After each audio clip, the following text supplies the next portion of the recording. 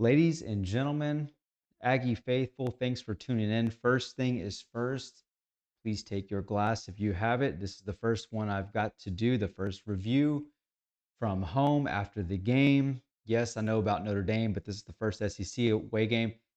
Toast to a win. Tastes good, doesn't it? Feels good. Thanks for joining me. This is Aggie Central. I'm your host, Central.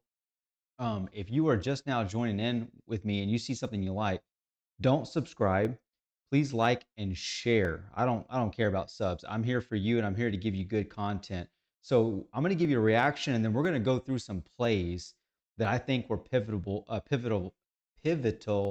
for this game and kind of describe, what I think really got the win for us. And I've got a bit of a dissenting opinion on a few things too. So stay tuned for the film review piece. But look, y'all, we are 7-0, big monumental factor. We haven't been 7-0 since 1994. That's a long time ago. Long time ago. We are getting into historic territory, right? So when we were trying to get to 6-0 and we made it to 6-0, we transferred all the way back to 2016. 7-0 goes all the way back to 1994. What do you think 8-0 goes back to if we can get to 8-0? Okay, so we're getting back to 1957, y'all. In 1957, your Ags went 8-0, beating like Maryland, Tech, Missouri, Houston, TCU, Baylor, Arkansas in November, and then SMU. Ended up losing the last 3 games of that season, but nonetheless, we're 8-0. So we are in historic times. We are in times of making history. Nothing short of that to be said. So let me give you a couple of things that I want to talk about first. I'm going to dissent, first of all, from a couple of things that Elko says, and I'm going to show you why in the film review. Okay. Now, full disclosure, I am just an armchair quarterback, so don't take anything I say for anything. Don't do that. Just consider it to be mostly to do with this. Okay. Again, 7-0 tastes real good, real good. Now, good chance your Aggies are going to be third in the country after this. Indiana wins, Ohio State wins, Miami loses, and we were 4, so looking to move up into third spot. Uh, Basically, the top 3 teams that are 7-0 at this point. So this team has an identity. It's an interesting identity. And we've been trying to pin this down if you've been watching this show all year long. Is it offense? Is it defense? Is it rushing? Is it passing? What is the deal with this team? I think the best way to categorize this at this point, because what your Aggies did tonight was essentially they found another way to win a game. If you didn't think they could find a different way to win the game, they found a new way to win a game tonight, right? Against Notre Dame, well, how about the first 2 games? UTSA, Utah State. Just go out, beat the teams. Don't look great exactly, but you're trying to get some, trying to work out your passing game. Okay, then you go to Notre Dame. Notre Dame's a complete shootout, something we haven't seen from this team pretty much ever. Not in modernity, right? Not in a while since, not since Johnny. Offensive minded team has just not been a thing. Go to Notre Dame, win offensively, right? Then play Auburn, basically win defensively. Play Mississippi State, you hit a couple of long balls, stuff like that, and you're like, okay, what is going on with this team? Um, you then go to Florida, you win a tough game against a tough team. You're like, okay, this team's tough, right? They're just going to play physical. Tonight, I don't think we played our best game, obviously, especially on defense. I agree with Mike Elko on that part. But what we did was we found a new way to win. And what I'm going to say with that is with Moss out, with KC, you're thinking to be injured, and Craver not really getting into the game a whole lot, not what we're used to. EJ Smith, Ashton Bethel Roman stepped up, Bussy stepped up, Ruben Owens stepped up, right? And even Marcel Reed kind of took the game into his hands, where he's had some really good games, but I think tonight was a game where he kind of took the team on his shoulders. The defense has done that before, and tonight was definitely a night where the offense had to do that. So I think the identity of this team, which what we're trying to nail down on this channel, is really just a find a way to win it team. I mean, I really don't see any other way to put it than that. Maybe something more is going to develop, but wow, what a win. And full disclosure, I'm gonna hit a couple things real quick. Got to self-deprecate for a second. I had the score 38-20, and you know what? I mean, I don't know what I was thinking. More of this, right? I had to be right before this show whenever I did that. Mm. Yeah, probably just a little bit more. All right, great. So 38-20. What am I thinking? That doesn't make any sense, right? I mean, this game's never been like that, right? Never been like that. So, yeah, I was just wrong, and that's something that has to be said from time to time. You just got to own it. Got to own it. Not make any excuses. You know, I was right about a couple things about where this game was going to be at the time we played it. It's kind of a ghost town a little bit. Probably more people showed up than I would have thought because Petrino was, you know, really uh, coaching his first home game as a head coach back in Arkansas, and that's pretty historic. So I think people tuned in. And this team really played just like they almost always play us. They're like a feral injured dog in the corner, and you've just got them right there, and they just yapping at you, trying to get out of the corner. And this is like their last uptick. I kind of compared this game and thinking about whether or not it was going to be like a Notre Dame kind of situation where they just took them out back and just beat them down, but that just goes to show you the ebbs and the flows of college football. And we're right in the middle of the year where the lull is starting to set in a little bit. I have no problem with our effort in this game, but I think some of the intensity wasn't there. Maybe I don't know about I'd say preparation or whatever, but maybe just some looking forward to LSU. Okay, I mean Arkansas is 2-4 now, 2-5. I mean, you can't play at such a high level every single game. Just not. Now, I don't think we did ourselves any favors. I really don't. I don't. And so I'm going to jump into the film now. So join me. And again, if you find something you like here, I think that's worthy of a like and share. Don't sub me. Now I know y'all don't listen to me ever whenever I say it. Never listen to me. But I'm not worried about that. I'm trying to give you good content. Okay, subs always for the creator. I don't care about that. I care about creating good stuff for you. So let's look at some film and I'll give you some opinions about what's going on here and kind of show you what I think and where I depart from Elko on this one. But full disclosure, y'all, I'm an armchair quarterback, so don't listen to anything I say. And I'm going to just put that in some more with this to make sure you know that if that's this talking, not me, and just don't listen. So again, here we go. 7-0. All right, y'all. So first off, I'm going to start off with players of the game. EJ Smith and Ashton Bethel Roman. I think for some reason, I mean, this is Emmitt Smith's son, but he was cut from the same cloth as Jaworski Lane. I am convinced of that. The way this guy runs is next level. So here, I'm just going to play the clip for you to start off with. No sound, but watch this guy run, man.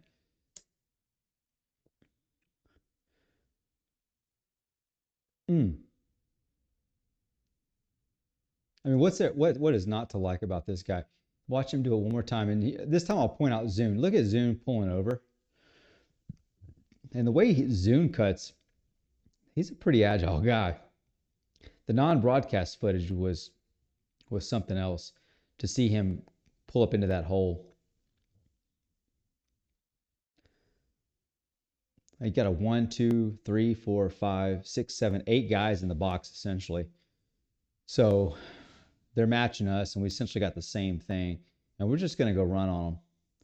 This is third quarter, but I wanted to pull this one out first just to emphasize this. Man, EJ Smith was big for us last game in that 4-minute drive, and here he is doing the same thing again, just delivering. The guy has done nothing this year but deliver. Let's watch Ashton Bellarome, and just give you a quick thoughts here. I mean, you'll notice before the play gets started, we are in man, right? So I got the loaded box. Marcel's hopefully reading like I've got Ashton Bellarome on the side. I don't know if Casey or Craver is in on this, but I was wondering when this was going to start taking place where we were going to use them as like just pure on decoys. I think we've done that somewhat this year, but Ashton just kind of, and I'm just going to go ABR for this point, right? Ashton Bellarome and ABR. He probably hasn't performed at the standard we thought he probably could and or would. So I'll watch this. Let's watch this all together first, and then we'll slow it down. We'll watch it a couple times. I mean, that's just the boss play. It really is. It's a boss play. I mean, this is what we're kind of getting out of KC and Craver in different ways. This is a little bit different type of play where it's a one-on-one and he just wins the battle. Watch it one more time. He gets separation and he is fast. To get that kind of separation in that little time, big for his development. Let's put it that way. Massive for his development. And I'd just love to see it. So now this is where I'm going to depart. Elko said we just kind of didn't play the standard of football that we want to play. I don't actually disagree with that wholeheartedly, but at the same time, I don't think we did ourselves any favors. I think we played a completely different game than we played on defense than any other week. Okay, maybe somewhat differently. Notre Dame might be the only one, and they're a unique team, and I think Arkansas is definitely a unique team that probably forced the issue on this. You got Taylor Green. We talked about all the way going back to August, and he is essentially this team. Omega Blake put in a huge contribution here as well. But, I mean, just look at what you see on your screen right now, okay? We got 5 guys that are not quite 10 yards off, but they're 7 to 8 yards off. We've just not played like that almost any game. Now, my preview for this game wondered, I thought we'd probably spy Taylor Green a little bit more. My thought was that this would be good for Scooby Williams. Okay, he's got a little bit more range than York. He's a little bit more twitchy, a little bit quicker, and it just didn't pan out that way. That's just not the way we ended up playing this game. We did to a degree, maybe on some plays, but like right here, you kind of got some zone stuff going on, and I don't think that we run zone very well. I think our game is man. And so as you watch this, you'll notice we are going to basically blitz, but we're going to drop Scooby. So that's Scooby right there dropping, right? You see their top 3 receivers going out, but one's going to cut in, which is going to take Scooby, okay? He's going to take Scooby into that zone, and so now he's preoccupied with him instead of being on Taylor Green. Of course, Taylor Green's got a huge running lane right there, and we were not good on the defensive line this night with keeping some running lanes closed, especially early on, really throughout the game. But that is what it is. Let's back it up just a hair here, real quick. Watch the left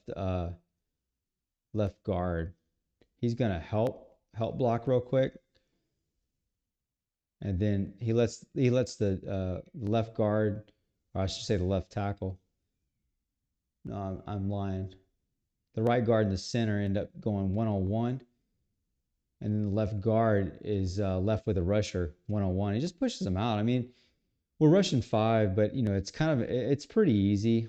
And of course, once he runs, Tyreek Chappelle is not playing that ground game over there, and he's having to come up and takes a bad angle. And Taylor Green is fast. Credit to him, he's a lot faster than you think he is. That's for sure. So he did this all night, y'all. But you watch the game. Getting back to another one here. Let's watch the clip in its entirety. I'll give you my reaction.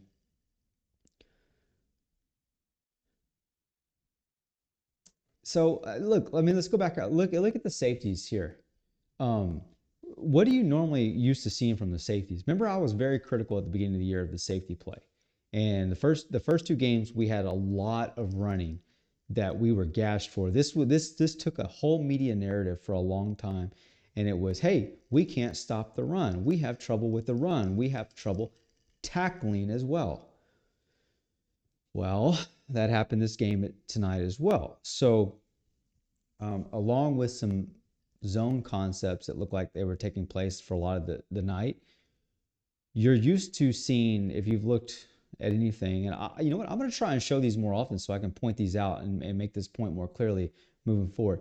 But normally, one of these safeties is starting to move up into the box at this point, if not sooner. But this ball is snapped.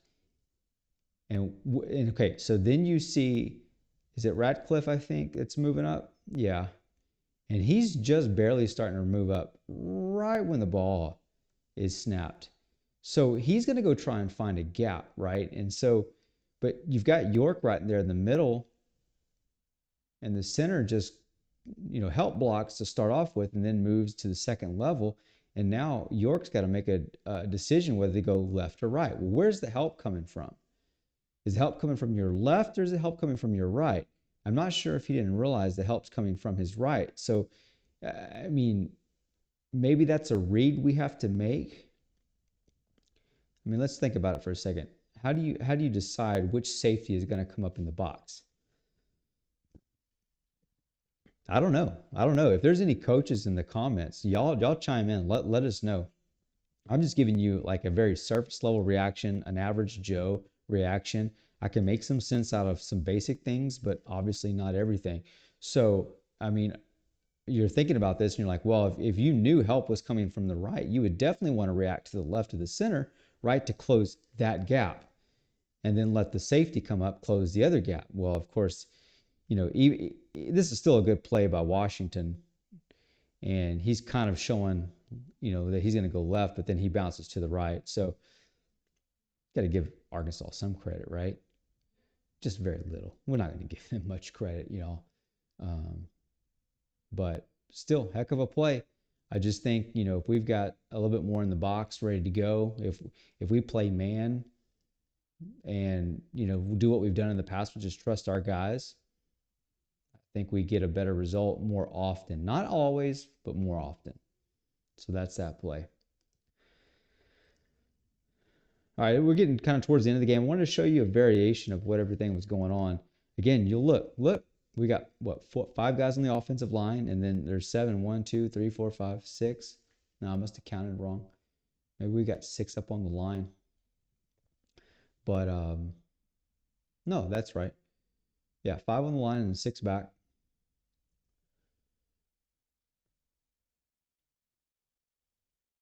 Yeah, you see the zone concept going on. I just believe it's not our game. I just don't think it's our game. We're rushing 5, and we really couldn't quite get home with 5 most of the night.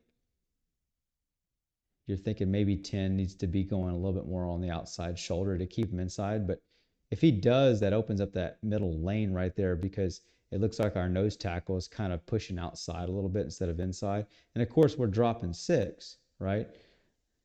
They're running 5 out there. We're going to drop 6. And so, I mean, the middle of the field is just kind of wide open. But either way, when we do that and we run those zones, you can only run zone for so long. You can't just say, like, I've got this 15-foot area that I've got to cover, and then never like get on a guy when they're there. That's exactly how these kinds of things happen. I honestly, I can't stand zone. I don't. For some reason, it just is the bane of my existence, y'all. So, but let's finish on a couple of positives. And this is where we did good. We made the plays when we had to make the plays, and where our identity is starting to show.